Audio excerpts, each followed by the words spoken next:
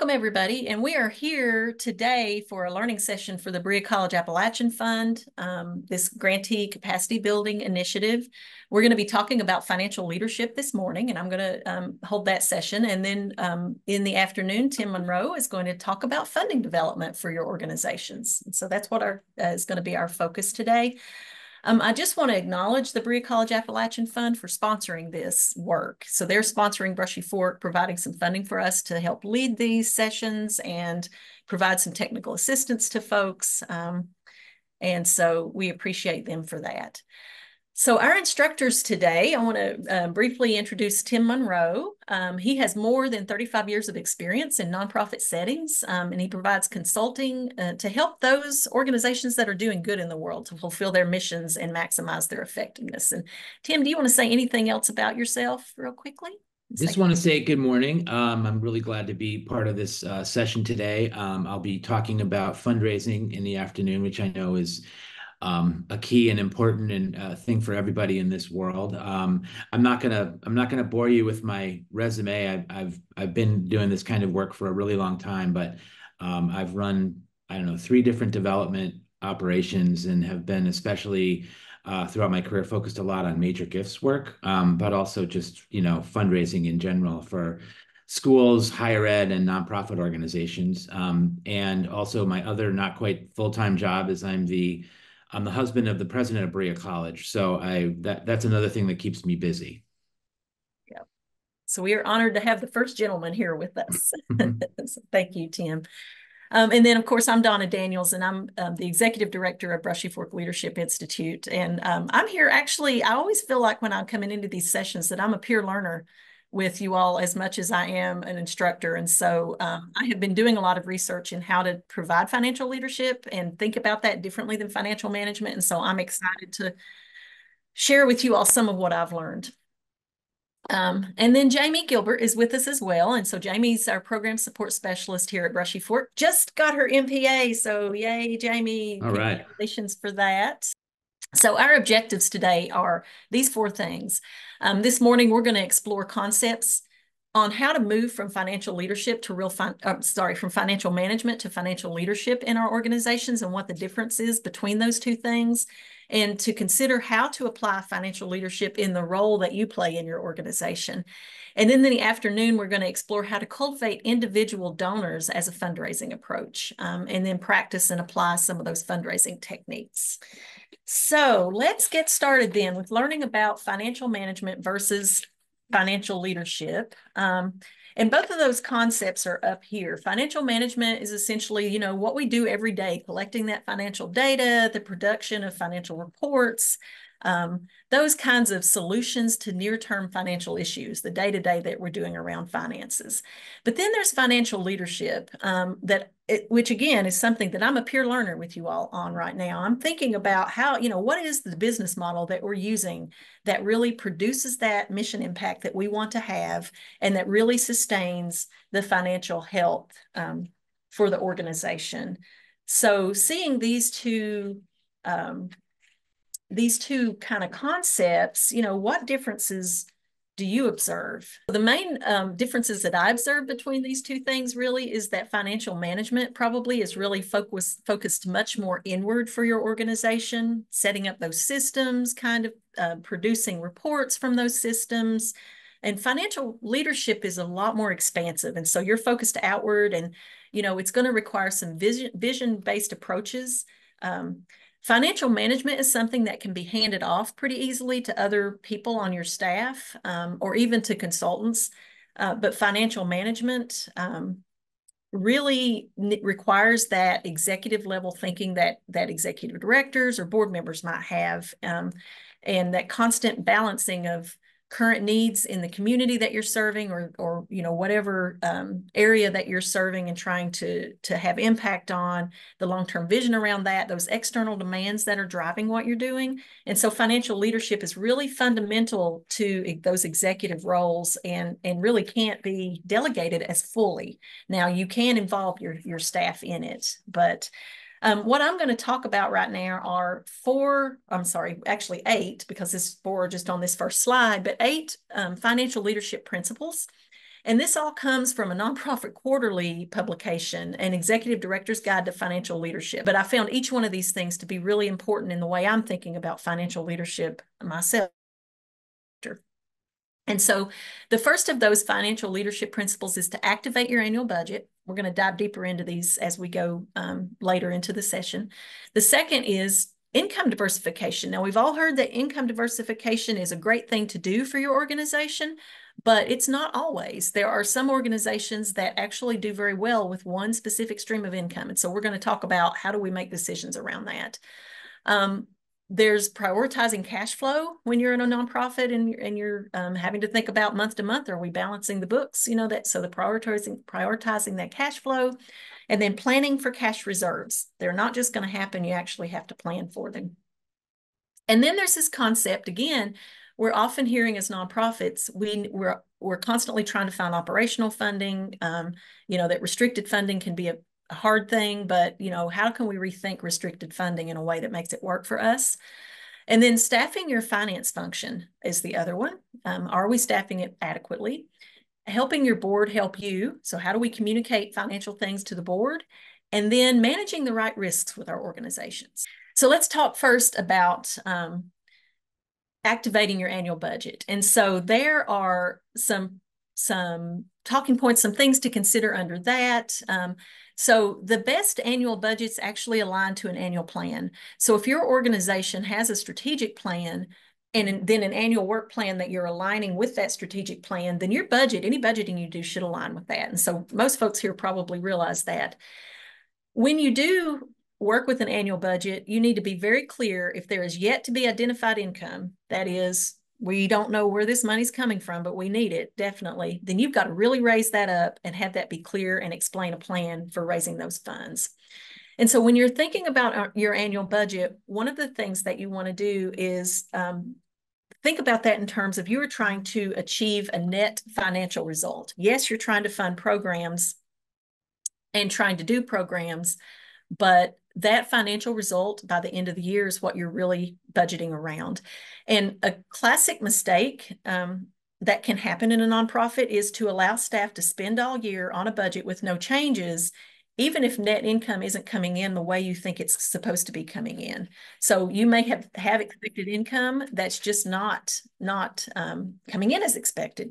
And so staff should understand that budget is actually aiming at this net financial result, and that is to either yield a specific surplus by the end of the year. So if you're in that position that you're trying to, you know, have a surplus or have a cash reserve raised, then your budget needs to be focused on that as well as funding your programs.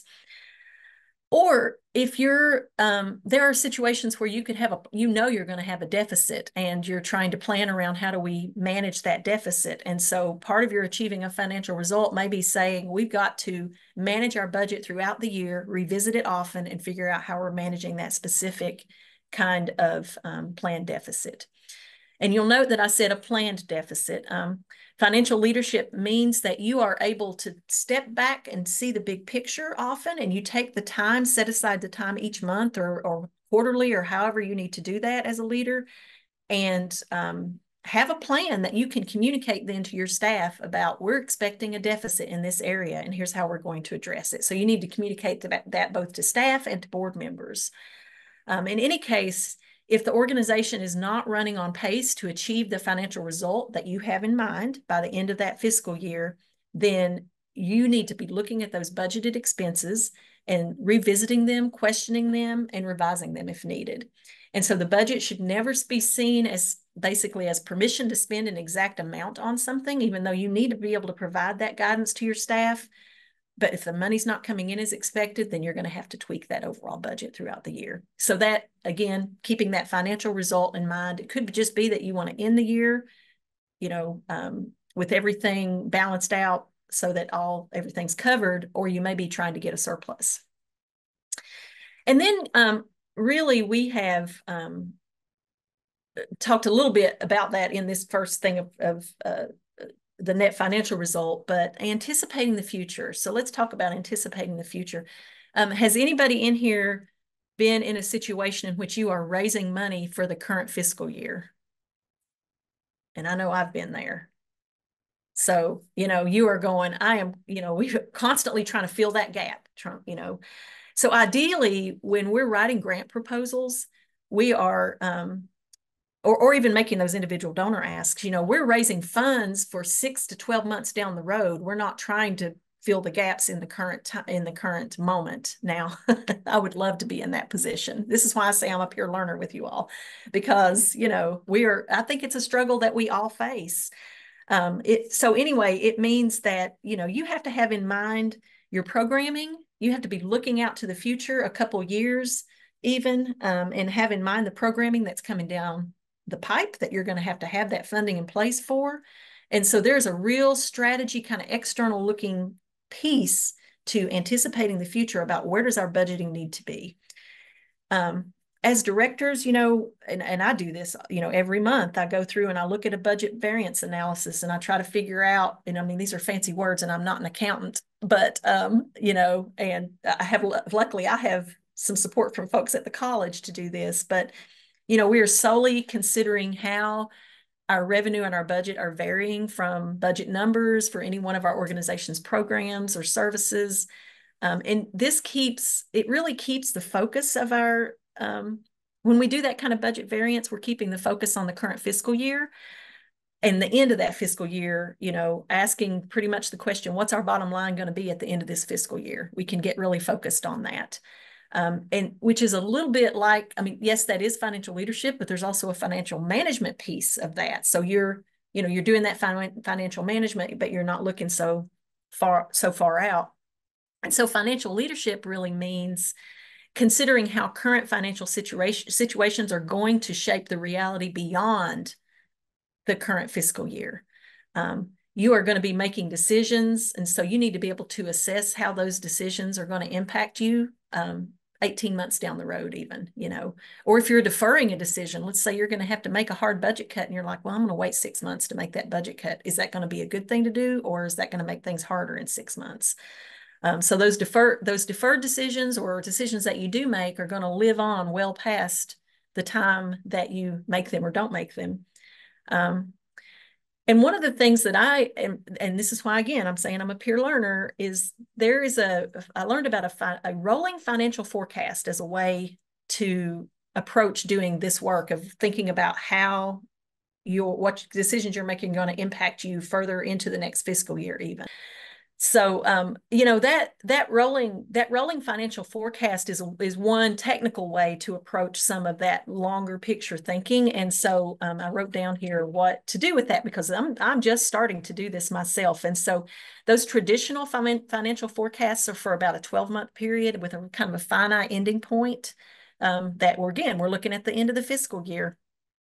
A rolling financial forecast, and let's say it's for the period of January through December, will have your finance team or yourself, as add real numbers into the current, like when January closes, then you add those real numbers into the current January and you go ahead and forecast out the next January. So you're always moving forward into the next fiscal year.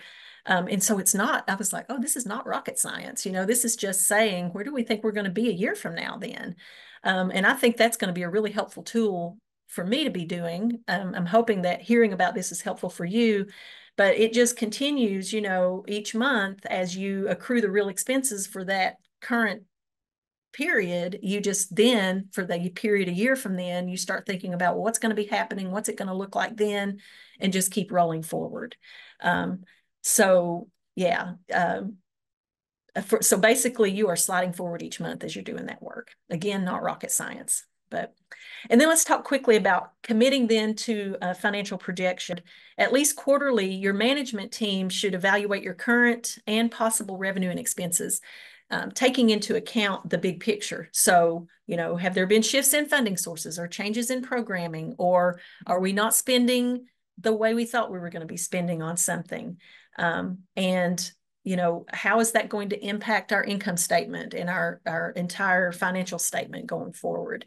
And then midway through the fiscal year, your finance team could actually add a projection column to, if you have income statements or those kinds of financial statements, so that, you're kind of see what you're projecting out. So the previous 6 months would contain year-to-date actuals, and then the remaining 6 months will show updated projections that will help your staff and your board understand where the organization stands. Considering income diversification or not. So, often in our organizations, and I've always heard this, is that, it's got to be really necessary for sustainability for you to have a diversified income stream.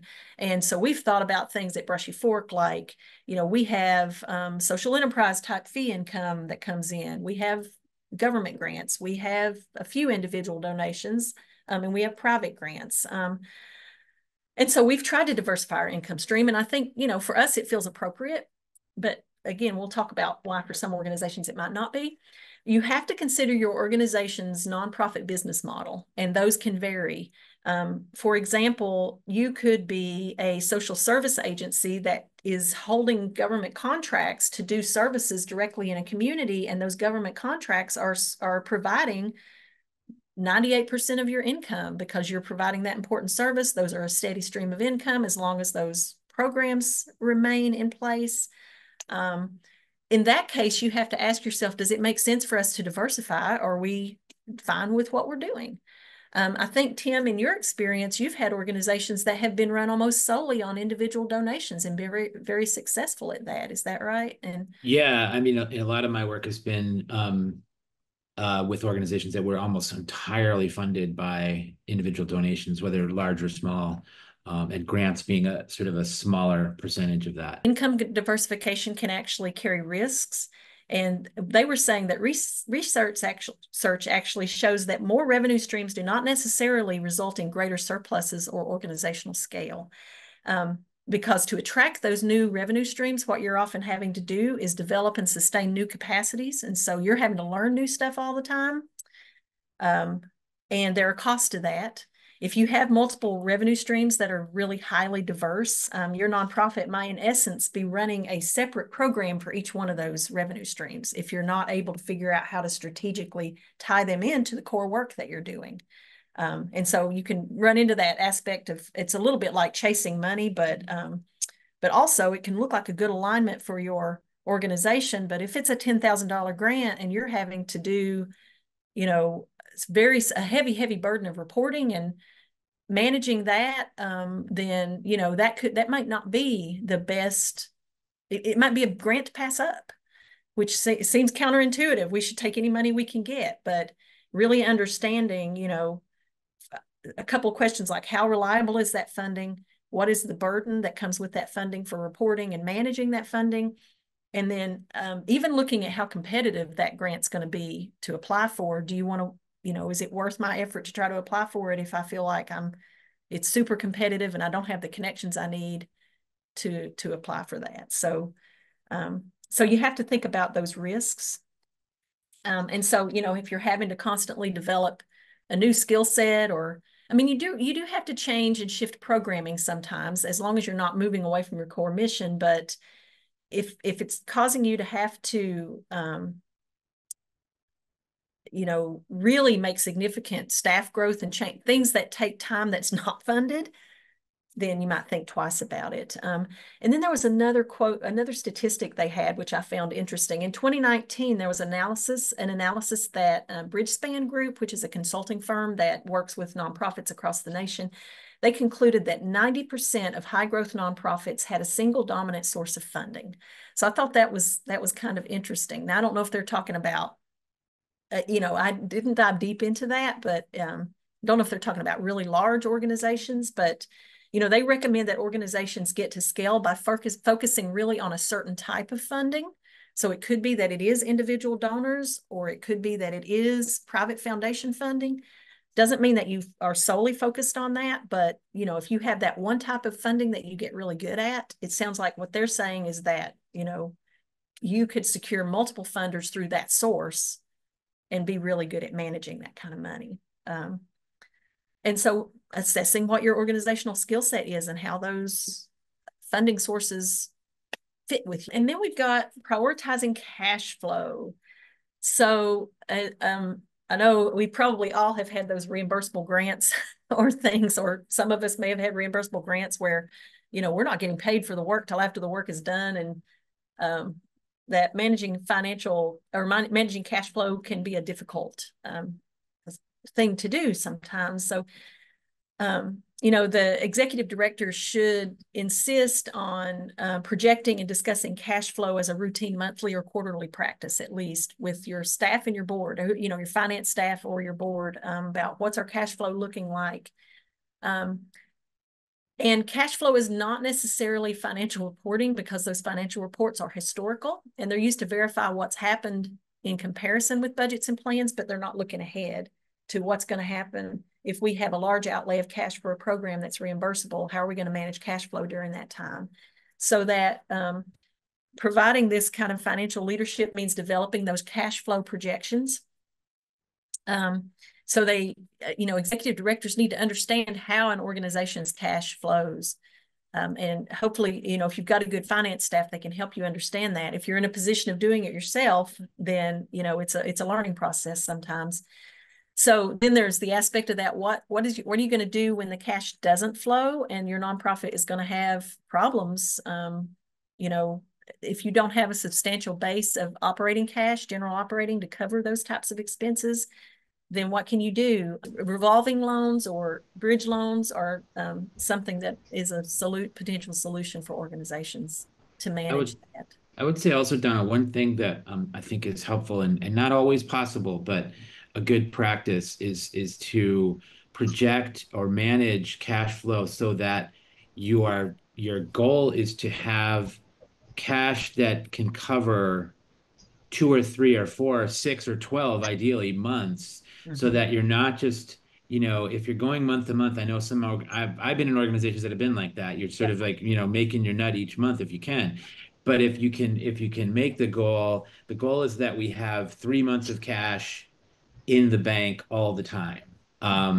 So that if you have one bad month, it doesn't kill you, right? And I think, 6 months is ideal probably, but that's not always possible. But to plan that way, at least think about, what does that look like? What do we need in order to do that? I think it really is helpful. So that's where, if you have those reimbursement grants, this next thing of anticipating and resolving those cash flow issues gets at what Tim was talking about, gets at, having a direct role in developing as an executive staff member or even board member, if you're on finance committee, to help develop those cash flow projections and recognize when, we're going to have a big outlay of cash coming up in 3 months or 6 months. Are we ready for that? What can we do to get ready for that? Do we have the cash reserves to cover that until we get reimbursed? So, those executive level, as an executive level leader, you're going to have the insights that your finance staff may not have if they're just at the financial management level, and not looking ahead as much. It depends on how you're staffed with your finance staff. But, as a financial leader, the executive director should be reviewing those cash projections regularly and carefully and moving to address those issues pretty early. And so you have to assess those things like the timing of cash shortfalls and, and you have to really ask yourself 2 questions, I guess. Is that cash flow shortfall really a problem of timing of the payment, or is it really indicating a deficit in your organization? Because you're going to have to react differently to each one of those things. And so if you're looking at a month where you're thinking you're going to be short on something, you should say, is this a timing issue or is this a cash flow issue? And then you're going to tree out from those 2 questions about how you're going to handle that differently. And as an executive director or executive finance leader, or maybe even a board member on a finance committee, you're going to have the overall vision of the organization and big picture to understand that. And then you're going to have to work with folks to plan strategies around how to address each one of those things. And so if we talk about this managing shortfalls, that you're going to manage shortfalls based on the answer to those 2 questions. And, timing problems can be prevented in some ways by managing the outflow if you can. If you are, let's say you've got a grant that is to, to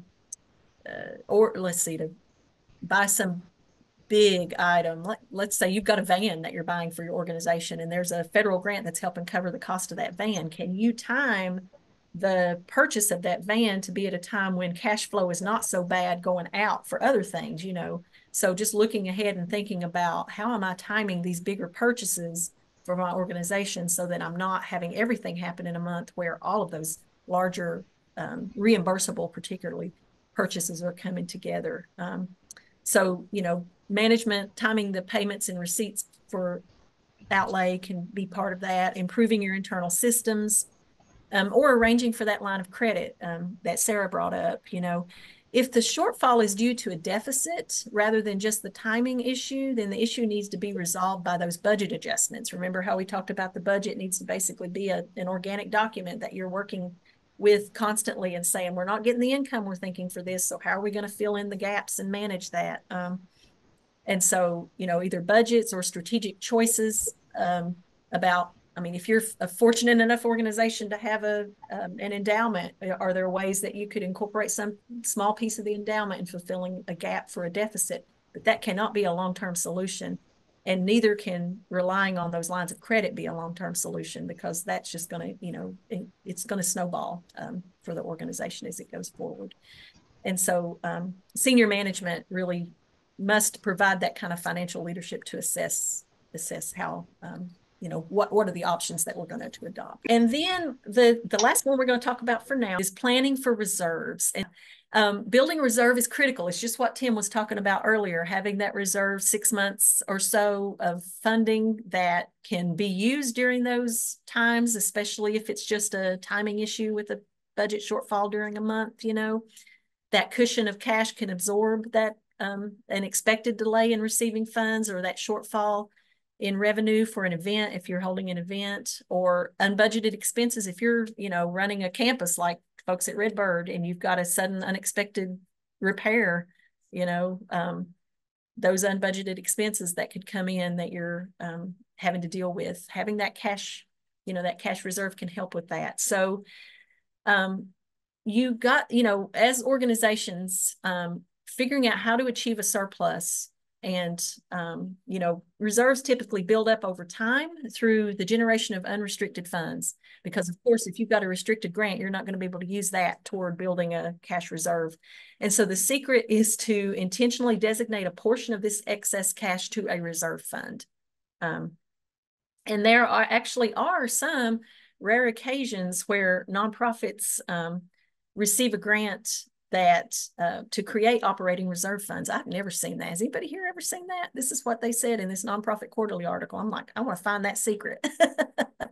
I've never seen a grant that allowed for that. I have seen more funders, grant funders, saying we will fund general operating expenses. I think that is becoming that grant, the philanthropy, the world of private philanthropy anyway, is beginning to understand that nonprofits need that general operating. And so they're being a little more willing to give that. But yeah, so absent a grant, which I don't think, again, I've never seen anybody get that, then your nonprofit has to develop very realistic income and expense budgets for this goal of building a reserve. And then achieving that surplus must be a goal that's understood and supported by not only by you as the executive leaders, but by your staff. So involve them in understanding how, when we are staying within budget on programs or adjusting budgets because of a shortfall, then what we're doing is we're sustaining and strengthening our organization to survive in the long term. And so how can we, work together as a staff to overcome deficits and move toward achieving a surplus? So, how much should the cash reserve be? And there are some issues to consider. So determining your reserve goal, the questions you want to ask yourself around that include, how stable are ongoing cash receipts? So do you have a stable source of cash receipts that you can rely on year after year? For example, for us, and it's not always reliable for us, but one of the social enterprise type things that we do at Brushy Fork is our Leadership Summit, which is a fee-based event. We also try to seek scholarship funds for it, but financially that event is really run by the registration fees. It's supported by registration fees that we bring in. That can waver for us year after year on how many people we have that are able to pay that registration fee and attend. But that has been a fairly ongoing, stable cash receipt event for us that is a social enterprise type funding source. So you have to ask yourself how steady does the organization expect that revenue to be, whether it be private donations, fees for services, public service grants that you might be getting, so those types of things. So a common goal for those, for the amount, is that 3 to 6 months. I would say 6 months as well. I'd agree with that. But at the low end, at the very lowest end, any cash reserves you have should be enough to cover at least one payroll for your organization so that you are keeping your staff employed. So you want to at least make that. And then managing your cushion after a nonprofit has built a reserve, using it must be intentional and strategic. Reserves are not meant to fill that long-term income gap. Again, we talked about that danger of pulling out your reserves to meet a deficit without adjusting budgets and things. It's going to hurt your organizational sustainability in the long run, and cause potential financial crisis in the future, even though you're able to troubleshoot that crisis now. So in other words, yes, serve temporary problems with that cash reserve, but do not use those for structural financial issues that your organization has. Like if you have long-term deficits that have been there, if you have poor budgeting, or if you have overspending, you need to address those problems and approach that as a troubleshooting for those problems rather than using your cash reserve to do that.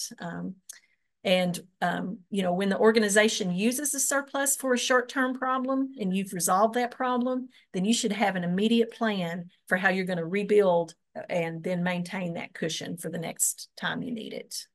So we're going to talk about rethinking restricted funding. That was one of the principles. And so how many people here, how many of the leaders, organizational leaders in this room also dream about this unrestricted funding? I know, yes, unrestricted funding is something that we're all looking for. The ongoing debate really is,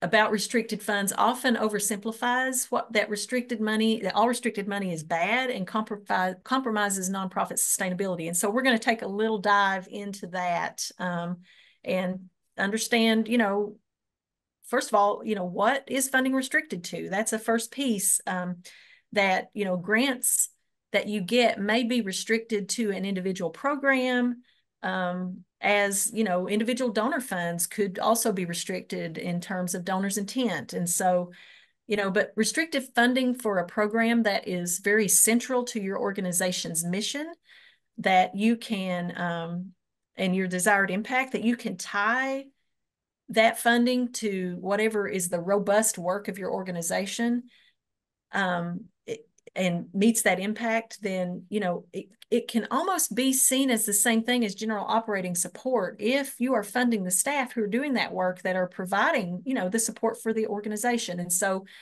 you just have to think creatively, really, about what is funding restricted to, and how can I make that work for me in an operational way, staying within the true ethics of the way the funding's meant to be used, obviously. But if that funding is for a core piece of work that your organization is doing, you just need to think about, are we doing something that we would be doing anyway? So that's number one. And is your organization being funded fairly for the work that it's doing? So is that, if it's a grant, is that grant truly covering all the expenses of providing that program? If it is in the terms of earned income, if you do fees for services as a kind of a social enterprise model, is the amount you're charging for that sufficient to cover the cost of offering the service that people are paying for? And, what's the market value of that service? And are you staying within that market value? So those types of things, you have to think about that. We've all heard about mission drift and chasing funding. And so what you need to avoid is relying on grants and contracts that, if you're thinking about earned revenue, that pull your organization in unaligned directions, or that move you away from your mission, or that just don't pay fairly for the promised outcomes that you're doing. So you need to ask yourself those questions about grant funding that you're applying for. Is what is it restricted to? Is it enough to fairly cover the program that we're trying to do? And if not, how do we manage that? And those types of things. And then developing effective grant proposals. So taking financial leadership also means knowing how various restricted funding will actually support the business model. So you've got to understand the business model for your organization. The executive director has to oversee the development of sometimes really sophisticated grant proposals, and that takes all this into account. So you have to take a very broad view of the programs that you're proposing and be sure to include all those direct costs related to that program so that you're covering operational things related to that program, and you're able to call them program costs because the program couldn't happen without them in some ways. And this might include things like program staff, marketing and outreach costs, professional development for your staff if you're having to develop skills around, include in your grant professional development line for that. And then program evaluation. Don't forget that if your grant funder is asking you to evaluate your program, you can actually put a line in there many times. And sometimes larger grants want you to have an outside evaluator come in and do that work. But making sure that you've included funding in your grant for that. Things that otherwise you would have to assume that cost as a potentially as a general operating cost. You just want to make sure you have some alignment there. So don't assume that those costs can't be covered by that restricted funding if you can tie them to project outcomes very clearly, and be very clear in your budget when you put that together for your grant or other funding source about that. So yeah, and I talked about program evaluation already, which was my next note. You might sometimes have to force the issue a little bit with funders and be, just explain to them, and I'm saying force the issue, but really it's be clear, when you're writing a grant and you have your project narrative, or you're approaching an individual funder and they're trying to understand how their money is being used toward a program, you may have to just explain, well, here's why this expense is really related to the outcome of the program that you're funding, so that you can tie that strongly to program outcomes. And foundations and corporations often will really genuinely want to understand your interests and appreciate the work that you put into sharing those interests with them, especially if you have a really compelling narrative and if your budget looks really well conceived for programs. And so developing effective grant proposals is an inroad to getting restricted funding to work for some of your operational costs.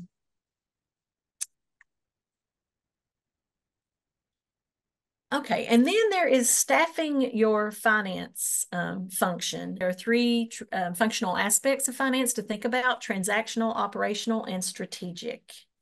In the transactional kind of staffing are those clerical tasks that support the accounting function, things like copying and filing and making bank deposits and reconciling the books, and they require somebody really with that very excellent attention to detail, so that they are able to really just kind of adhere to those basic accounting principles in the way that they're managing the day-to-day transactional type things.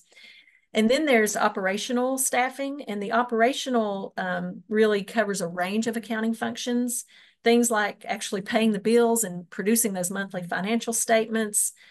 They require somebody who has that really strong nonprofit accounting knowledge, and including how to manage grants and how to manage contracts, how to work with funders, how to manage donations and that type of thing. So that operational is that.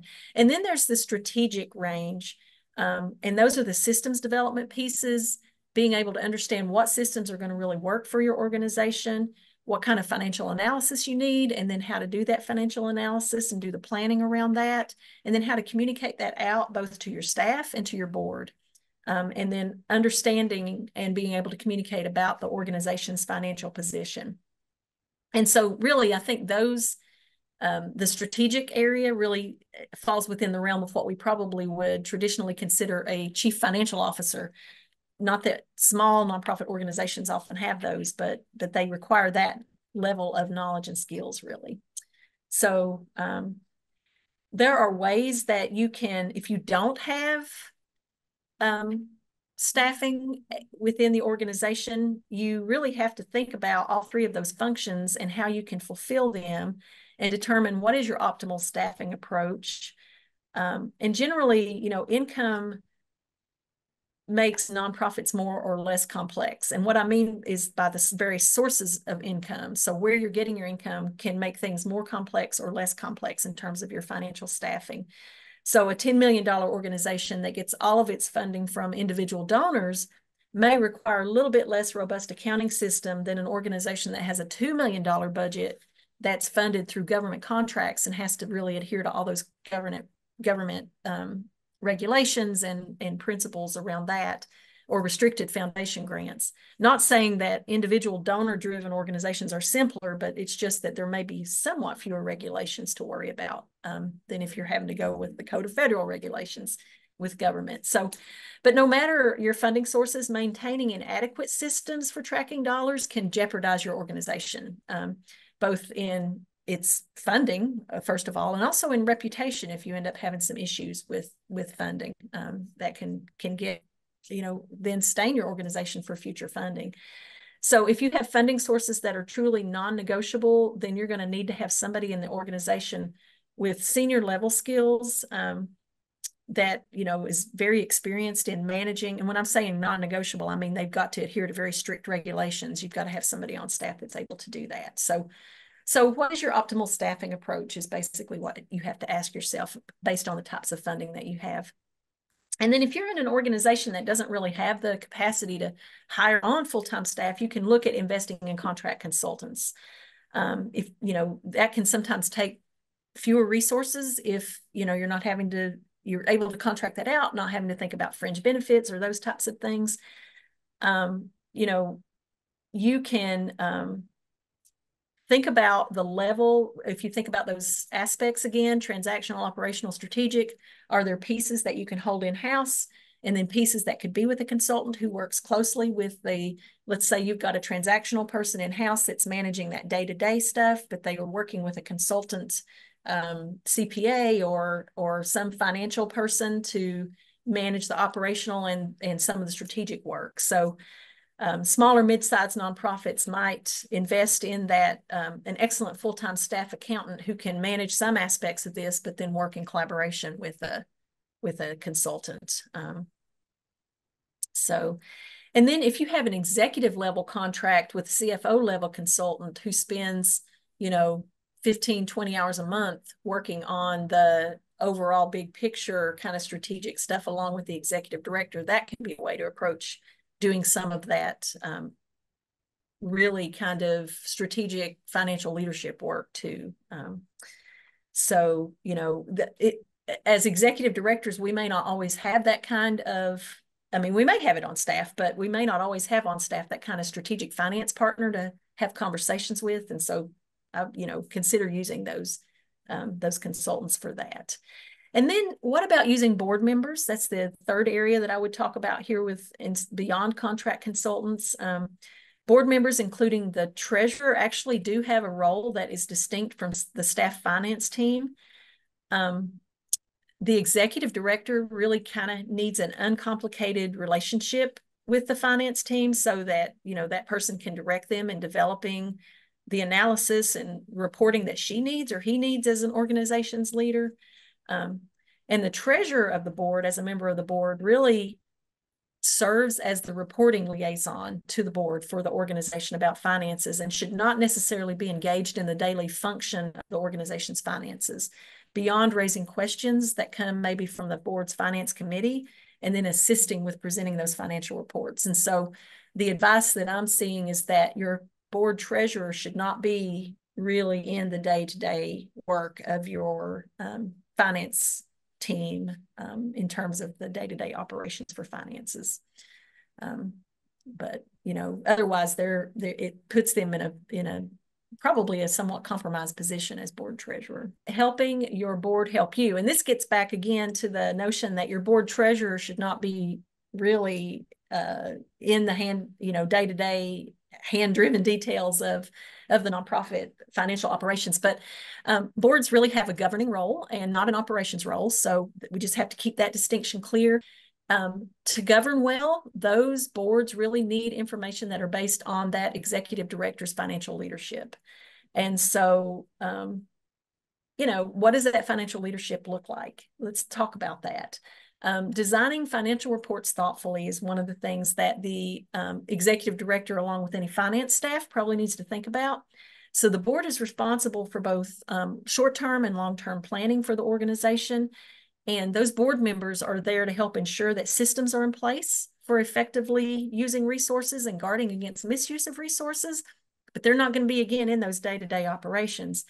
But the board does have that legal responsibility for the financial integrity of the organization, but they are not the accountants. And so, you don't want to go to a board and inundate them with pages and pages of detailed accounting records, and then expect them from that to kind of pull the big picture out themselves.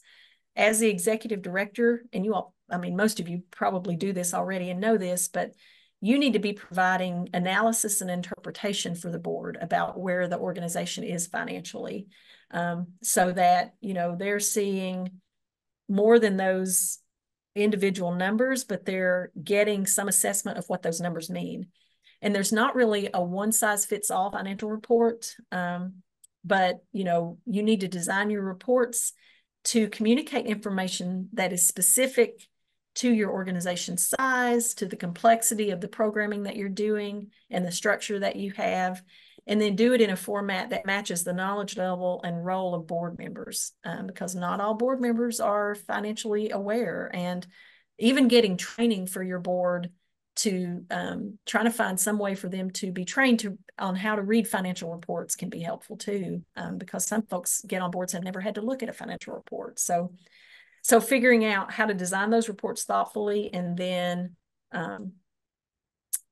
making sure your board has the skill set needed to understand what you're presenting to them, even if you may have to train them a little bit yourself or bring in somebody to train them. And then understanding how the boards actually use financial information is part of financial leadership as well. There are 3 areas that they're going to be thinking of as board members. One is compliance, which is critical to that board's fiduciary role with the organization, evaluation of how things are going with the finances, and then planning and taking action around financial issues, planning for the future with finances and taking action around issues. So the format and the content of those reports that you provide should be determined by their intended purpose. If you're coming into a board with a financial report, and let's say you're trying to demonstrate that you have compliance around some issue, then you need to emphasize that in the report at that time. So ask yourself, what am I reporting on right now in the context of this specific board meeting? Again, if they're looking at compliance, most nonprofits do pretty well with providing the board with financial reports that comply with the board's legal fiduciary role. And that's things like how much income has the organization received, what has it expended, has everything been spent properly. Those historical financial reports and audits and 990s are common, those reports for compliance. The evaluation piece, the board members need to evaluate how well the organization has used its financial resources, and different information might be needed. Comparisons are needed to measure progress toward goals. So you're thinking about what are the financial goals and are we moving ahead on those? Assessing the financial aspects of programs. Again, if you're doing fee-based work, we need to report on whether the fees are covering the costs of the program that we're expecting them to cover, just as an example. And then considering financial strategies. If you're seeing a shortfall as an executive director, you can come in with this evaluation type financial report and say, yes, we're seeing a potential shortfall here, but we're going to have a strategy. We have a strategy plan to do this. So you're combining that financial report with kind of a long-term outlook. And that ties in again to planning. When the board is really engaged in planning to project the future needs of the organization, or changes to that that need to happen to the budget. They need the big picture understanding. So for planning and taking action, it's really understanding the history of the organization's finances, where you are now, the external, internal environment, and bringing a financial report that does that. And then sometimes the board, with that taking action, needs to make some key financial decisions, or respond to an issue if it's an emergency issue, or if there's an unexpected large expense and the board has to make a vote on that, on spending that specific amount of money. In order to make a really wise decision and a timely decision, then that board needs to understand the background information and the situation and the scenarios that you're facing. And form should follow function.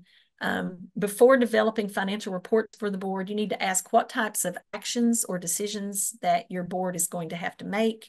And then you provide them with the right amount of information and an analysis of that information in a format that's going to work for them for making those decisions. So that's helping your board help you. And then we've got managing the right risks. So nonprofits do face risks in the work that we do often. And so we need to develop policies and procedures to manage those risks. That's part of financial leadership. The facilities manager, for example, might be helping develop policies and procedures over keys and access and insurance coverage on facilities that the nonprofit owns. The finance director assures appropriate segregation of duties, internal controls, and checks and balances. So these are all risk mitigation things that are related to finance. Program managers will compile information and data. They may be doing things like running background checks on people, keeping licenses up to date, maintaining required reporting. And you kind of may be thinking, well, how is this related to the finance piece of this work? But these are all things that should be included in budgets if you're thinking about, the types of things that are needed for keeping licenses up to date and that kind of thing. So the policies around this make up the risk management process essentially. And so your financial leadership means also thinking about these holistic risks and how does that impact our finance work. If you assess the areas of risk and formulate the risk that your organization faces, you need to decide who's responsible for deciding which risks have the most magnitude and impact on the organization. The executive director may need to make decisions about which areas need what policies in order to minimize risk. But in providing financial and other leadership, there's a call to be made about what possible events pose the greatest risk to the organization. So put another way, if a nonprofit decided that at least one of its policies had to be eliminated for some reason, there's a call to be made. How would you decide which of these risks or which of these policies the organization could do without to manage risks? And so, which of the possible events that could happen that are risky events could pose the greatest risk to the organization's ability to achieve its mission, its programmatic or financial goals.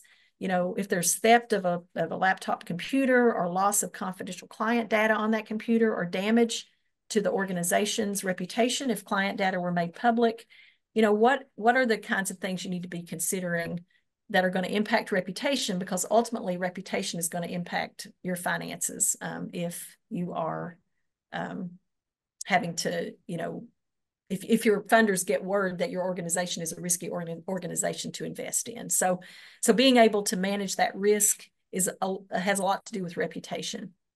And so considering enterprise risk management, a lot of nonprofits do a better job of managing the risk of a small theft than they do of identifying and reducing the greater risks, which are things like, okay, so we've lost a laptop computer. We can manage that. We've got insurance to cover that. But are we also managing, the loss of confidential client data or the organization's reputation if that data gets out there and is misused in some way? And so if you have audits done of your organization, many times those audits, even though you've got compliance audits being done for your organization in terms of finances, many times those auditors may also come in and look at things like, are you storing client records with confidential information in locked ways or in ways that are not accessible? Or are you storing data that you don't need to be storing that should be confidential? So there's this interesting kind of risk management piece to financial management as well. And so you're thinking about, the technical kinds of risks that you could be taking, the what I guess would call physical kind of infrastructural risks that you could be taking with your organization.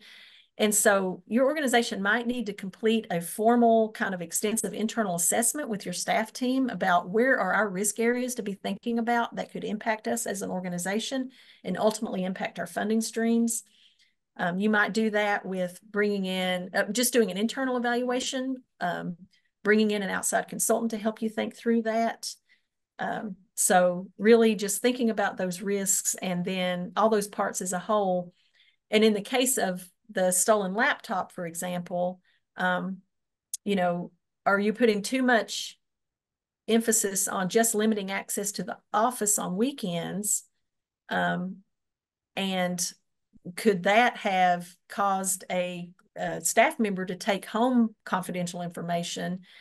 So anyway, so that they're storing it in a way that's not, compliant with risk management, and that data could get compromised. So just thinking about how your policies and procedures are managing risk for your organization, and then balanced together, risk would probably have been managed differently for that if somebody had said, oh, this situation of we're not letting people come in on the weekends to work caused them to take this data home that was, confidential data and risky, then they could have managed that differently, perhaps. So just keeping in mind, essentially, really, that risk management is part of financial compliance as well. I always start out with this idea that fundraising is storytelling. And that's a picture of Storyteller Doll. I don't know if anyone's familiar with those, but those are ceramic pieces made by these what they call Pueblo tribes mostly in New Mexico. It's usually a woman with all these children on her lap telling a story. This happens to be a man, which is one of the reasons why I like this one. So fundraising is really about the ability to tell the story of your organization in a compelling way. So what's in a story? Character, who are the people, who's involved, the plot, what happens, what do we do, the setting, where does this all take place, the theme, what are kind of the ideas that run through our story, the point of view, who's telling the story and what do they bring to it, the conflict, maybe what's the problem you're solving, what's the thing that your mission is addressing, and the tone. How do you tell your story? Is it sad? Is it happy? Is it hopeful? Is it urgent? What is the tone of the story that you tell about your organization? That's really important. So these three words are maybe the most important when it comes to telling your story: mission, vision, and impact. So what's the mission of your organization? Meaning, what do you do? Like what does your organization do? The vision, sort of, where do you see yourself? Where do you want to be? What are the sort of big plans you have or the future of your organization? If everything kind of aligned, what would happen? And then your impact. What impact are you having on whether it's the people you serve or the community you serve? What's actually happening and how can you tell that story? Do you tell it through data? Do you tell it through anecdote? How do you tell that story? And I use this quote. There's this organization called Charity Water, some of you may be familiar with, because it's such a clear and sort of compelling story. Help bring clean, safe water to every person on the planet. Boom. Just an incredibly clear, concise way of summing up what they do. And obviously it has vision too. Every person on the planet, that's pretty visionary, right? And if you go on their website, they have all kinds of data about how much water they've brought in different parts of the world. And it's a really sort of compelling story. I want to talk a little bit about raising operating revenue. And this is the money that we sort of have to have, right? It's the budget you set out every year. Got to pay your employees. You got to keep your lights on. You have to maintain your building if you have one, et cetera. So that's the money that sort of has to come in. And I'm using this analogy of water a lot, but hopefully your revenue is this huge river that's flowing all the time, right? I mean, we know that's not always true, but that's what we all sort of are hoping for. So there's basically, there's two kinds of fundraising, and I mean this very broadly. Um, there's transactional fundraising, which is more routine, it's annual, it's more process oriented.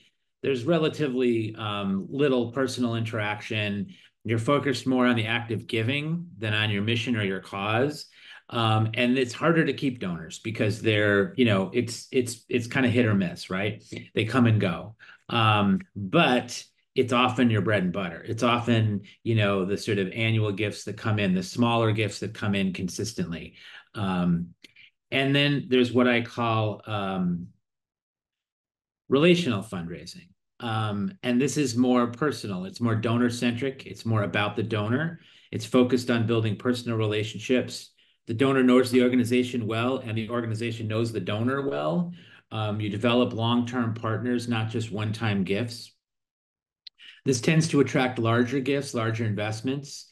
And in the long run, it can be much more lucrative and more reliable because you have these long-term relationships with, a lot of donors. But this is a lot of work because you really have to be building those relationships and focused on the personal all the time. So it takes a little bit more work. So those are kind of very roughly the two kinds of fundraising that I think about. So you need to do both. I believe in this really strongly. You can't just do one or the other. You have to do both. Sometimes it's hard if your staff capacity is not, able to sort of handle all that, but you need to try to do both, even if it's a bit of a struggle.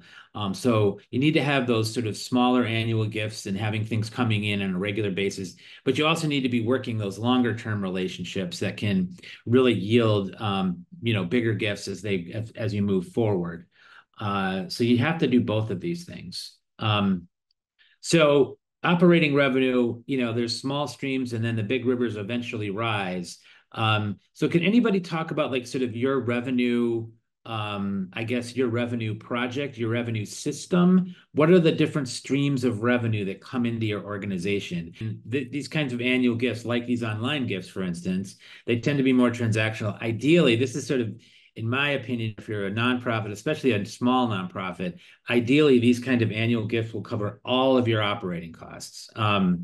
They're unrestricted, right? They sort of come in at different times of the year, but if they can cover all of your operating costs, that's ideal. And I know that's not the case everywhere, and there's different ways of doing it, right? There's membership. Some organizations have a sponsorship program.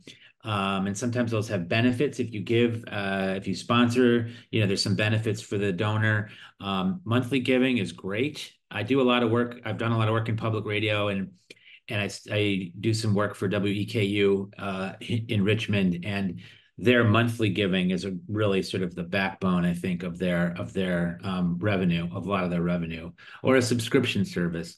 They're all kind of the same thing, but it's all strategies to get people to give regularly, whether it's monthly or every year, but that stream continues and it keeps going and it becomes reliable. You mentioned direct mail. People always say, "Oh, no one reads their mail anymore." Well, it's actually not true. A lot of the research in the philanthropy section says that direct mail still works. Not maybe as much as it did in the past, but it still does work. But it only works, I think, under certain circumstances. If your letter is very clear and very specific, I think specificity is very important. You can't just send a letter that says, give to us because we're great, right? You have to have a little more specificity to it. It's another chance to tell your story. It needs to be well written and designed well. In the letter, you need to talk about the impact of a donation. If they give X, what will that do? How will that help? There's lots of debates about how long a direct mail piece should be. Some people are very much in favor of like 1 page. It should be 1 page. But then I've heard other people say they have these long 2-page things. As long as they're broken up and there's graphics and it's not just like a dense, sort of body of text. There has to be an ask in the letter. I know this sounds obvious, but sometimes you get a letter in the mail and you're like, what do they want? Um, so there has to be a very clear call to action and a clear ask, and you have to make it very easy to give. So maybe at the end of the letter, there is a place online where you can just go and donate. And then you may email a link to the letter where they can just click on that email and donate. But you have to make it easy to give. So here's just an example. This is an organization that I worked for 5 years. I was executive director. It's called El Hogar. It's schools in Honduras for kids that come from very difficult circumstances. And we did two big appeals, direct mail appeals a year. One around the sort of towards the end of the year, and then one in the spring. And I think this is one in the spring. And I think it's a good example of how specific you can be and still get unrestricted gifts. So this letter was about, click on it here. This letter, we called it Wheels on the Bus, because there were kids who lived in these very dangerous neighborhoods that we would transport to the school every day. And this was really their lifeline. The mission of the organization is to help break the cycle of poverty through education. Some of the kids lived on the campuses, but most of them were day students that we would bus in every day. So our fleet of vehicles was super important to us. And they tended to be old and they tended to need lots of maintenance. And so we just did a whole direct mail piece around that issue. We talked about, there's so many things that make up a school and make up a place like this, but without our vehicles, our kids can't get here. So we threw a lot of numbers in it, 211 students. They live in various neighborhoods. We told them how much gas was costing in Honduras at the time, how much each trip a day, it's $85 a day just for gas, to get the students to the school, and sort of highlighted that stuff. So people could think, well, gosh, I can give $85. That's a day's worth of gas to get all the kids to school. Or maybe you can give more. Maybe you can give $425. Maybe you can do an entire month of trips, which was, $1,700. So just so people know, if they give, it will really have this obvious impact. And then, of course, lots of visuals. And this was a fairly long letter.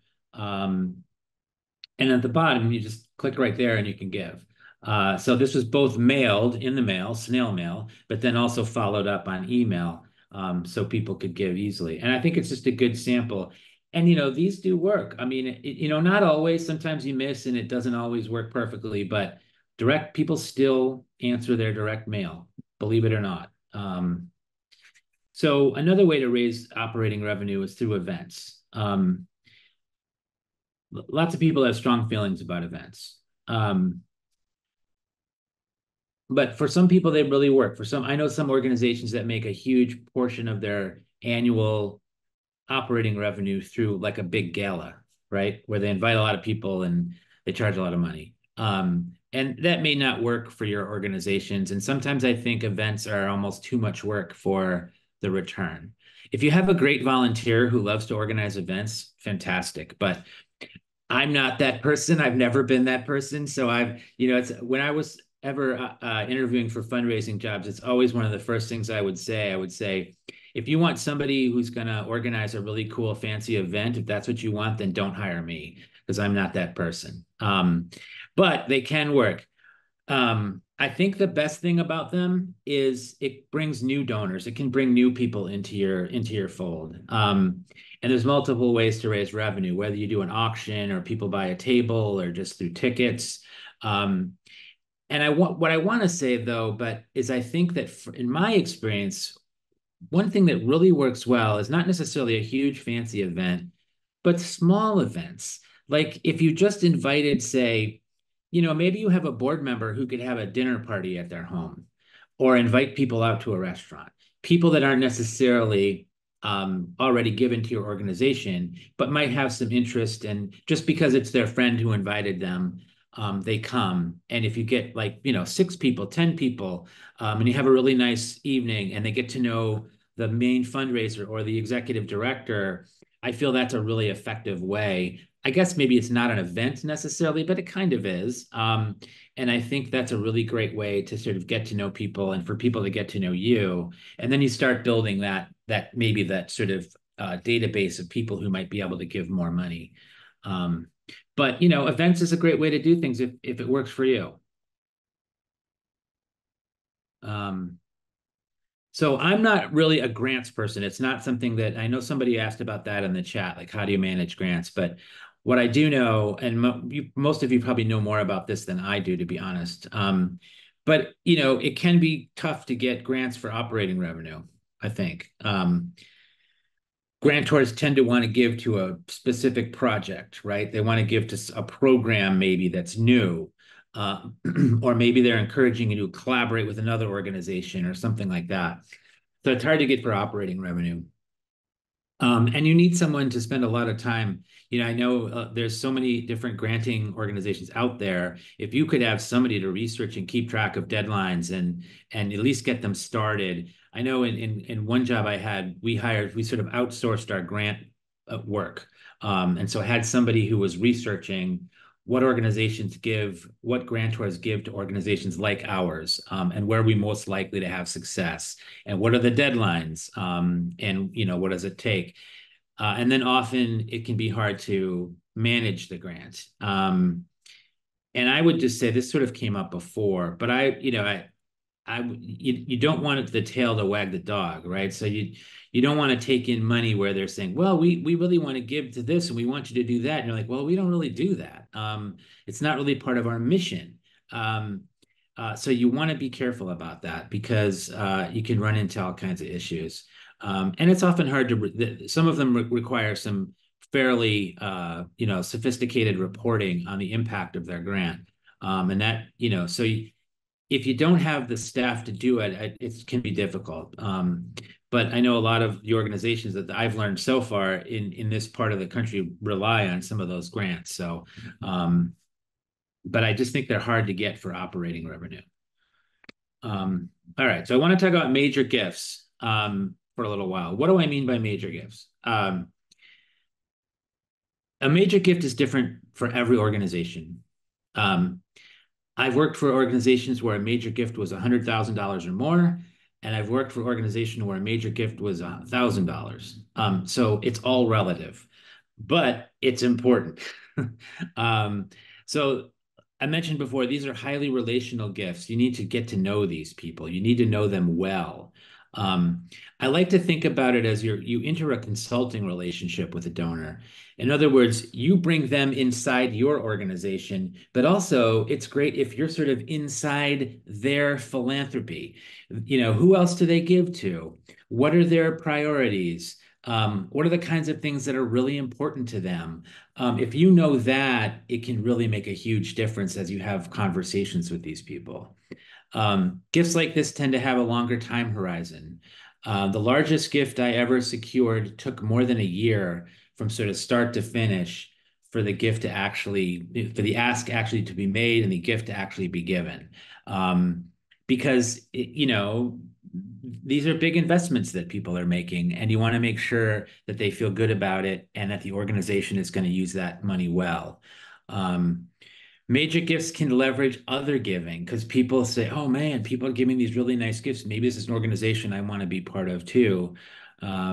And of course, they have the potential to transform your organization. So for the givers, the tax benefits are super important usually. They want to know that they're going to get that tax deduction. A lot of people give out of maybe a foundation or a donor advised fund, and that's important to them. These kinds of gifts tend to require really strong social and communication skills on the part of the fundraiser or the ED. In other words, you have to have the confidence to sit across the table from somebody and have a conversation with them, and not feel intimidated or not feel awkward, and feel like you're having a conversation with a peer. And we were talking about this earlier, you're giving them the opportunity to make a difference. So you're doing something for them as well. I think you have to leverage whatever networks you can. Your board should be number one. That should be your number one networking group. To bring their friends aboard, bring people aboard, connect you with people they know. And then when you're talking about foundations, that's a whole other thing. And that a lot of that's just research. Like, what are the foundations out there who are aligned with our mission, who give to, missions similar to ours? What are their procedures? What is their process? Often, and this is sometimes the frustrating things with foundations, they'll say like on their website, no unsolicited, proposals. And so how do you get them to, accept a proposal? And it's usually because somebody talked to somebody and said, "Hey, this organization's great. You might want to listen to them." Right. Sometimes it's just you, and I've done this before, cold calling an organization and saying, "Look, we're doing this work here in Eastern Kentucky, and I think your foundation might align with us. Is there anybody I can talk to more about that?" I think one thing to keep in mind is these foundations, they exist to give that money away. That's their job, right? Um, and so they're going to be nice to you. Yeah, They they not are. that not necessarily going to give you money, but they're also not going to sort of, hang up on you or be rude to you, or they'll like you said, I totally get that sort of condescending, bless your heart kind of thing, right? I think that there's, like I said, it's hard work, it's research, it's cold calling, it's leveraging whatever connections you have, and you're lucky because you've been around for so long, right? So there's probably a lot of people who have been part of your work, Yeah. and like I said, I don't have a perfect answer other than leverage whatever networks you have, and ask them out. Like, Right. would you have coffee with me? Would you have dinner with me? Would you come visit us here? Because I think often just seeing the work in action is maybe the best thing you can possibly do for people. To get the work out that our organization is doing, I've been thinking, would it be beneficial to find ways to get in front of these? This is particular for foundation funders, I think, but are there events or conferences or things where we could try to get onto panels and present about our work so that they learn about it that way, or it opens doorways in some way? Yeah, and I think that donors often love when they're talking to, not that the ED or the development director isn't awesome, but sometimes they love it when they're talking to the people who are actually in the trenches every day, delivering Yes. the service or doing whatever, just doing whatever your mission is every day. They love talking to them. They love asking them questions. One Hmm. thing we used to do is have staff members come to board meetings, just to say, "Hey, this is what I do at the organization. Do you have any questions?" The board loved it because they could ask them all kinds of questions. And it wasn't this weird relationship ED board, but it was the board just asking these staff members, "Man, thank you so much for doing that work." And so getting people in front of those people is amazing. One of my favorite fundraising stories is I used to fundraise at a college, and I knew that there was this woman, and she was really into science and physics, and she was an older woman, so it was unusual for a woman of that generation to have majored in physics. She was like, I think, the only woman that year who majored in physics. So I found an astronomy professor who was willing to go with me to meet with her. And it was amazing, because she just lit up. Because I don't know anything about physics, so finding those resources is really, really important. And I want to talk a little bit about, the sort of process of this. I mean, this stuff's kind of obvious. Major gift prospects, they higher income, higher net worth, and I know this is all relative depending on what community you're in. Um, they ideally give from assets rather than from income. That's the really rich people, right? They're not giving out of their paycheck; they're giving out of their trust fund or whatever, right? They write large checks. They're probably not giving monthly. Um, and there's generational differences that have begun to emerge in the last several years about philanthropy. I think the greatest generation, they called them, and folks who might be our parents or our grandparents, they gave out of this sense of obligation to their community, right? So their philanthropy might have been more local, where I think this younger generation they give to ideas, they give to issues, like maybe their issue is the environment, or maybe their issue is education, or maybe their issue is something else, but it's not necessarily local, right? It's not necessarily I'm giving to make my community healthy. It's more like I'm giving to make the world a better place. And the younger generation also want to be more involved, and they want to know exactly what their money is doing. Where in the past, the giving might have been, here's a big check. We trust you to do your best job with it. It's just important to keep that kind of thing in mind. And then there are gender differences. I used to work at a women's college, or it had been a women's college for many, many years, and then it became co-ed. This is Wheaton College outside of Boston. And women give for different reasons than men. It's probably not politically incorrect to say, but it's true. Men tend to give because they want to leave a legacy or because they want to be recognized in some way, right? Women tend to give because there's a problem they want to solve, or they want to honor somebody, not themselves. They want to honor someone else in their giving, like maybe a mother or a grandmother or a parent or whatever. So there are these sort of gender differences, and it's sometimes good to keep that in mind, like who's making the decision about giving, because it does matter, because there can be differences, and these are generalizations, but in my experiences, they've tended to be true. Not all men are that way, and they're not all totally ego driven, and not all women are sort of totally community driven. But it's just a generalization that I found throughout my career. So these are things you get to think about. What is a major gift for you?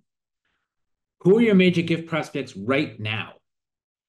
If you can think, just right now, think in your head. Maybe there's 3, maybe there's 4, maybe there's 20. I don't know, but who are they? Think about them. What is your current relationship with them like right now? How can you bring them closer? And I want to do just a little exercise because Kate, this kind of addresses your thing, like how do I do all this?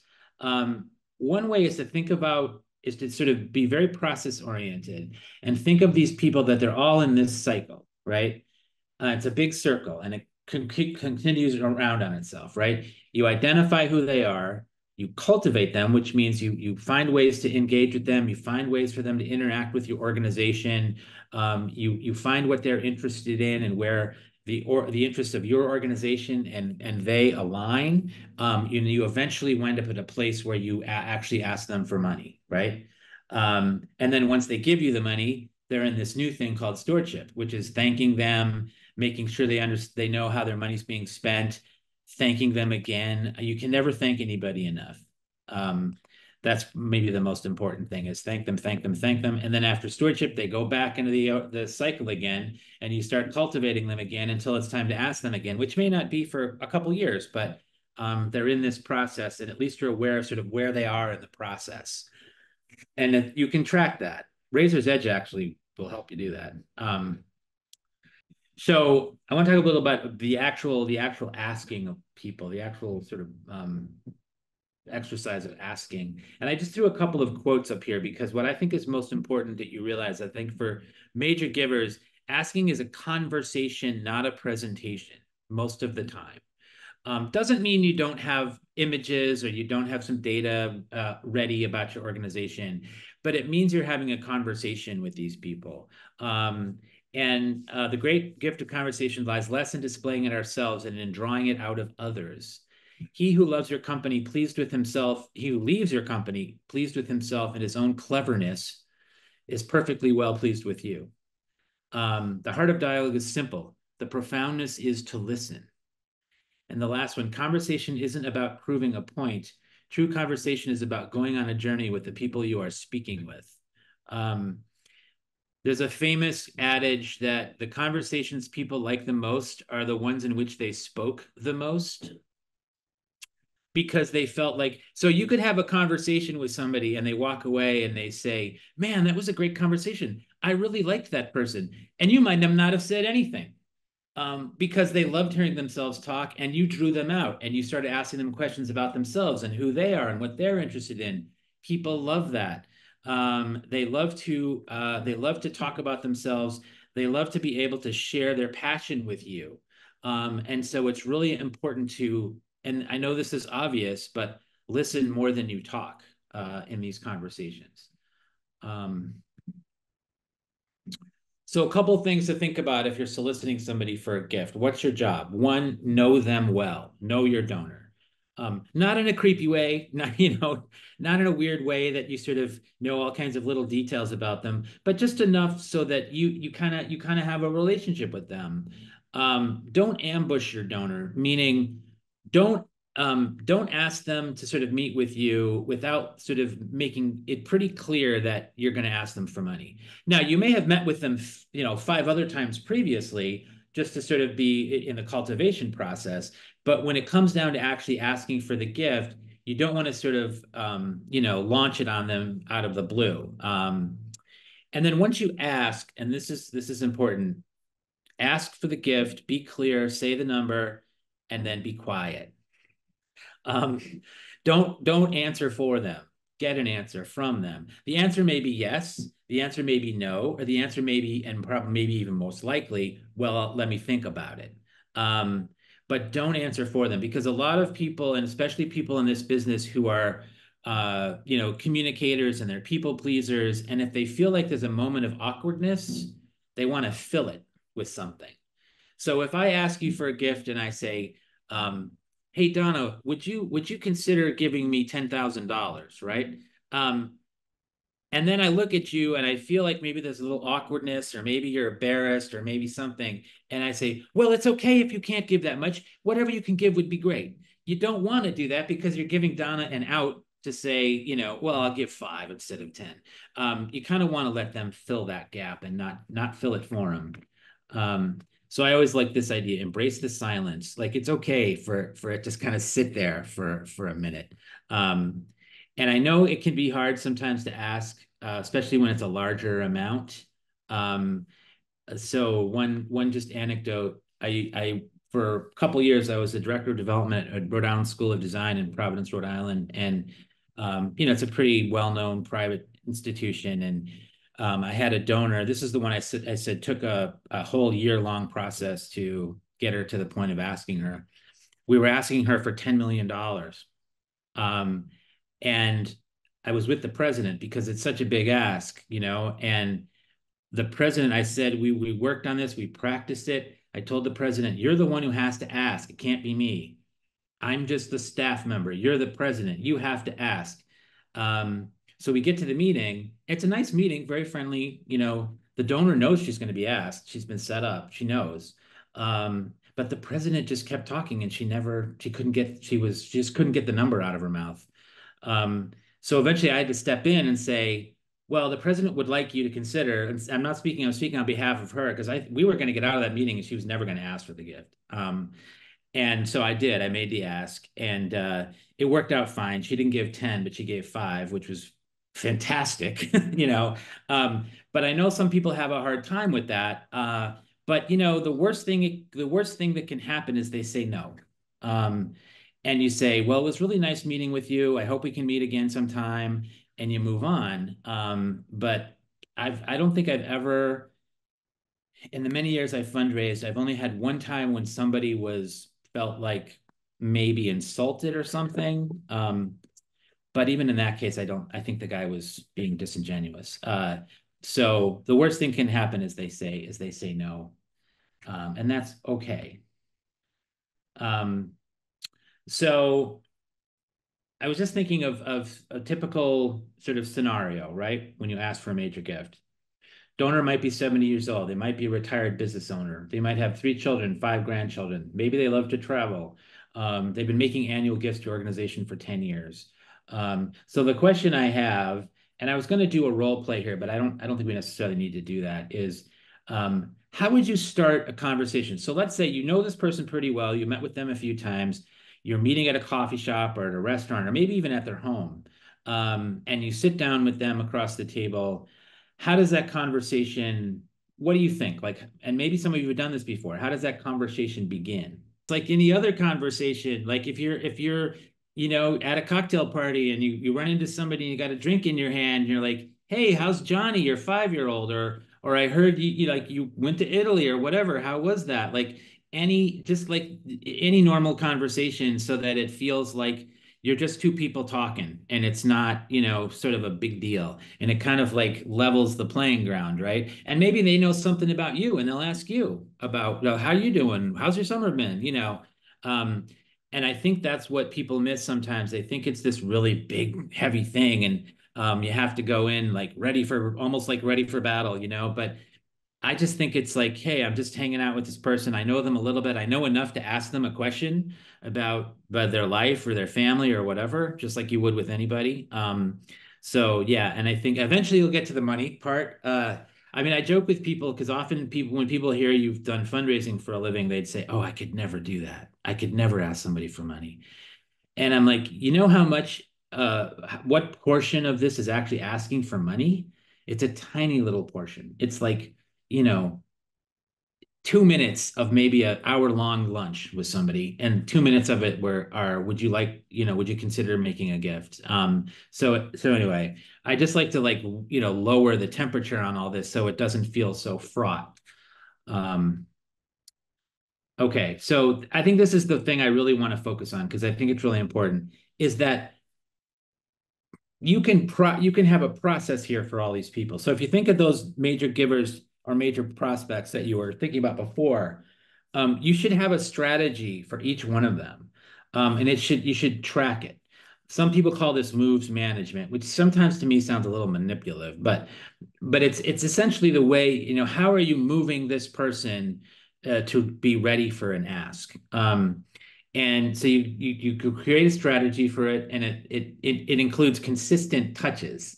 Um, so one thing you can do, and maybe you can do this after, this meeting, is go back and think about these people and outline a 90-day strategy for each one of them. In other words, it'd be very specific. Like, so Aaron Banther is one of my major donors. I know him a little, but I don't know him real well. I know he's interested in my organization. So over the next 3 months, what am I going to do with Aaron? And you want to engage them, but you also don't want to annoy them. Like you don't want to be over the top in terms of your engagement with them. So, it could be simple as this. I'm going to call Aaron at least once a month. Maybe we talk, maybe we don't. And when you call, have a reason, right? Because something happened you want to tell them about. Something new at the organization you just want to give them a heads up about. I'm going to send him an article or a card, or something in the mail that, is personal from me. I'm going to invite him to something. Come visit us at the organization. We're having a little event or something, please come. But just have like a list of things that you're going to do with these people, and you can track it. You can sort of make sure you're doing it. So it doesn't feel so just kind of haphazard. What Sorry, is go your ahead. opinion, Tim, about sending birthday cards and holiday cards and things like that to your donors? Is that a good practice, or could that be seen as not a good use of resources from your organization? I think it's fine. I think a lot depends on the personality of the person doing it, right? Mhm. Um, Sometimes with birthday cards, I feel like, like I get a birthday card from my insurance agent, right? And I'm like, okay. So sometimes I feel like that can be a little smarmy, but Kind of but if you insensitive. know but if you know them well, it's not like, I mean, if you know them well and you think that it'll be well received by them, I think it's fine. Yeah, I think it's probably a good thing to do. And if you know stuff that's happened, like maybe they had a family member pass away, or maybe, things in their life that about, it's good to send a little note and saying, hey, thinking of you, or, whatever. So it doesn't feel like, again, this is a relationship, not a transaction, right? So yeah. So we've been talking a lot about board, and I think it's important to talk about the role of the board in fundraising. Um, so this is just a rule of thumb. It's not necessarily true in all cases, but it's something to keep in mind that a board should be giving kind of minimum 10% of your annual giving. Um, and obviously this is, different for different organizations in different areas, but let's say you have an organization and your annual budget's $500,000.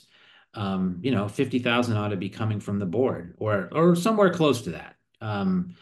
Just so that they're getting in that range, and all should be giving. There's no excuse for a board member not to give. Even if they don't have any resources, they can give you $5. I mean, there's just because 100% participation is just key. It's hard to get grants if your whole board's not giving, and how can you ask other people to give if the people closest to you aren't giving? So that's huge, and you should make sure that your organization for them is a philanthropic priority. Is it their number one priority? Hopefully, but it should certainly be at the top of their list. Some organizations have what they call a give or get requirement, meaning you tell board members, well, if you're going to be on the board, you have to either give or fundraise a certain amount each year. Again, all relative depending on your organization, but let's say it's $1,000, maybe it's $5,000 that every board member has to either give or help fundraise, $1,000. Boards can be great partners in major gifts work, and we kind of touched on that before. No one better than to cultivate than your board member who's so close to your organization, but is a peer with these donors, not just a staff member, but a peer with the donors and the prospects. Board members are great in terms of strategic knowledge and helping you come up with strategies for donors. They're also great ambassadors and stewards of your organization. One of the greatest things to do is ask boards to thank people because it's very easy to do. They're not asking for money. They're just calling up somebody and saying, hey, thank you for giving, or hey, thank you for volunteering, or on behalf of the organization. It's a really good way to engage the board in a positive way. And then there's this idea of the 3 W's, and all boards should have this. Boards should have work, they should have wealth, and they should have wisdom. So these are the people on your board, and you want to have a balance of those 3 things. Some boards I've been on have had a lot of work, but not much wealth. And that can be a problem because you have all these people you have to manage because they want to do all kinds of volunteer tasks, but they're not really giving you any money. So you want to sort of have all those things in balance. That's really, really important. Sometimes people call it the 3 T's: time, talent, and treasure, but it's really it's the same thing.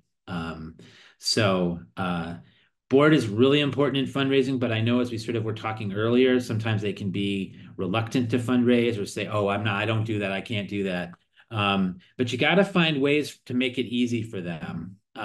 Thanking is a very easy way to get them used to at least interacting with your donors, right? Of course, like leverage their networks. Probably should have put that in there as a bullet point, but leverage their networks as much as you can, because that's where you may find new donors. But the board, of all the things a board can do, this maybe should be their top priority. I mean, boards, they have the fiduciary responsibility, right? They need to oversee that the organization is functioning well and financially solvent. They need to hire and oversee the chief executive, right? That's another important board thing. But then fundraising is right up there. And if they're not doing that, if they're not helping in that way, then, you need to have a serious conversation with them. And I've been there. I've been there. That's probably, in terms of work boards should be doing, this is where it should be at. Yeah, bequests, annuities, gifts of stock, life insurance, IRAs, trusts, things like this. They can make a huge difference in the life of your organization because these tend to be gifts that are larger. To be honest, Berea College, one of the reasons that Berea College has been so successful is because of their all of the bequests that they've received over the years. And it's a part of the culture that people sort of know that's one of the best ways to give is to remember the organization in your sort of life planning. And some of these all it takes is letting people know they can do it. Because a lot of people don't even realize, oh, I didn't know I could give you a gift of stock. Oh, I didn't know I could make you a beneficiary of a life insurance policy. But sometimes it's just like a letter that goes to everybody that says, here are all the different ways you can give to our organization, just so they know it's possible. So who's a planned giving prospect? This is always an interesting conversation. They're often your most loyal and consistent givers, not necessarily the biggest givers. They're often volunteers to your organization. And again, these are generalizations. The best plan giving prospect in the world is somebody who's not married and has no children, because they have to leave their money somewhere, and they don't have heirs. Again, that sounds kind of crass, but it's a fact. And of course, the most engaged and generous are great prospects too. And those who want to perpetuate their giving. So that's one of the reasons why you look, like if you look at your database and you see, well, here's this person, often a woman, who's been giving every year for 30 years, 40 years, whatever it is. It's not a ton of money, but it's very consistent. Like those are the people who are really good plan giving prospects, and might be worth having a conversation about. And it's as simple as just saying, hey, have you considered thinking about us in your will? This came up a little bit earlier today, that it's important for you to have a gift acceptance policy or a gift acceptance process at least, because sometimes you're offered gifts that you might not want. Not often, but it happens. And since we're in Kentucky, you do have to look a gift horse in the mouth sometimes. So what you will take, of course, you'll take cash, you'll take stock. Will you take tangible assets like real estate or art? I think it depends. Um, if somebody wants to give you their home, okay, but is it a wreck? Is it, what's it like? How is it? How do you value it? I've had instances where we've accepted gifts of art, but it's up to the donor to do all the evaluation so that you know how much it's worth. It shouldn't be up to the organization to figure that out. Um, so you might take those things, but it depends. What will you not take? I think you don't take anything that comes with costs, like a horse. Somebody wants to give you their horse, don't take it. It costs a lot to hold a horse. Gifts that are overly complicated, gifts that are something that donors, you can just tell they're just trying to get rid of it, right? You probably don't want it. And the only thing that really matters here is that you have an identified process so that you can tell a donor, well, thank you for that offer. I need to take this back to our committee and decide if this is a gift that we can take. As long as you have a process and you're not just saying yes or no yourself, maybe you have one or two board members who are on the gift acceptance committee, sort of informally. They don't have to ever meet unless this comes up, right? Just so that there's an identified process, because some people get prickly if they think they're offering something really generous and you're just saying no. But if you have an identified process, at least you can say, well, we put it through this process and sorry, we can't take your horse. Okay, so I want to just sort of go back to how we started, and that is always be telling your story, however that is. Newsletters. When I was working with the organization, we had this thing called Notes from Honduras that we'd send out very regularly. Social media. Are you on social media? And if you are, how's that being managed? And are you clear that the message is the message you want to get out there, right? You have to be careful about that. Emails are great. Regular email campaigns, regular emails going out to people, calling people. Stewardship, thank yous, maybe the most important thing you need is to thank people for giving, because without that, they're not going to give again, right? But all of these things have to be very intentional, and they have to go back to what we're talking about. What is your mission? What is your vision? What is your impact? And are you articulating that through all of these channels in a way that you feel proud of, in a way that's really representing your organization well? Because just the one mailing and then you get a gift and then they don't hear anything from you for a year until they get the next mailing, you're probably going to lose those people. But these things, just these regular things, are really helpful. So I'm back to the beginning, right? So what's your mission? What's your vision? What's your impact? What do you want people to know about you? And if that's really clear in your head, you can talk to anybody about your organization and feel proud about it, and ask people for money because you know who you are and you know what you're doing and you want to share it with people. And that's really what fundraising is. It's that simple. There's all these processes you can do and you have to do, but at the end of the day, this is really, really what it's about. Tell your story. No one knows it better than you. And tell it all the time in all those different ways.